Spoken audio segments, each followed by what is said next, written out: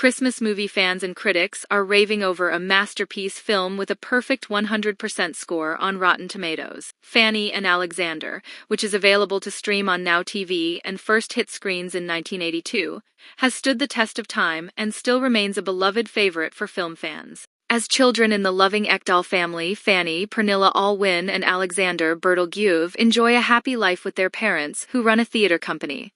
After their father dies unexpectedly, however, the siblings end up in a joyless home when their mother, Emily, Ava Froling, marries a stern bishop, Jan Momsjo. The bleak situation gradually grows worse as the bishop becomes more controlling, but dedicated relatives make a valiant attempt to aid Emily, Fanny, and Alexander. Radio Times critic Tom Hutchinson gave the movie an admirable 5 stars. He wrote, "The warmth, humor, and compassion of this wonderful turn-of-the-century family saga make it one of the most accessible movies ever made by Sweden's greatest director, Ingmar Bergman. The film takes us on a magical mystery tour of the child's encounters with his oppressive, puritanical father, his God-fearing mother, and his loving family in an atmosphere that is both cozy and scary. The result is an unmissable experience from a master filmmaker."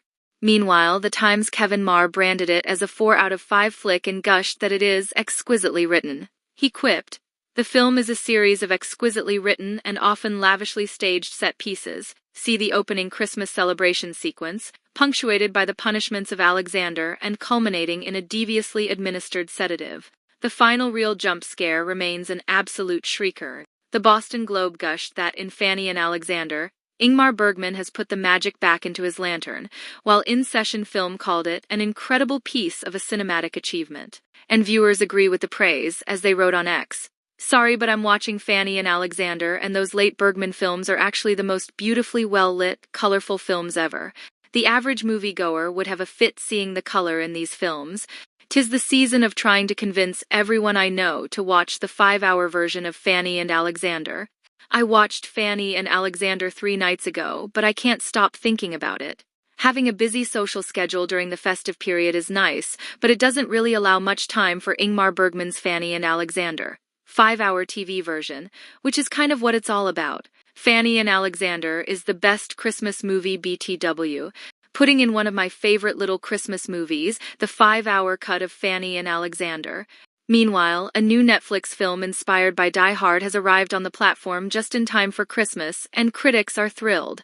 Carry On is a new 10/10 thriller from The Shallow's director John Collet-Serra, starring Taron Egerton, 35, and Jason Bateman, 55. The film sees Taron play a transportation security agent, TSA, who is blackmailed by Jason's character into smuggling dangerous items on board a flight on Christmas Eve. Written by TJ Fixman, the film was originally planned to be the first release as part of Netflix's deal with Steven Spielberg's Amblin production company. However, it was delayed due to rewrites of the script. Carry On also stars Sophia Carson, 31, Danielle Deadwyler, 42, and Logan Marshall Green, 48, and has already received strong reviews from critics. In his review for The Wrap, William Bibiani said, "There are about 2 minutes in that are as exciting as any other action movie this year, and about 100 minutes that are pretty fun too."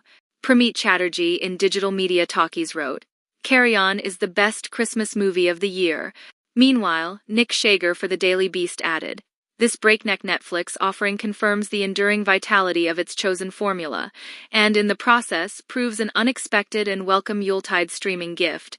Speaking to the BBC, Collett said that the Bruce Willis classic had inspired the movie, adding, "Everyone wants to make the next Die Hard, and the reality is that no one ever will.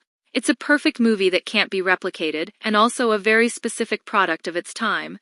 But when I read the script for Carry On, I felt like I had found a more grounded version of Die Hard, which was our North Star for the entire process, for a new generation.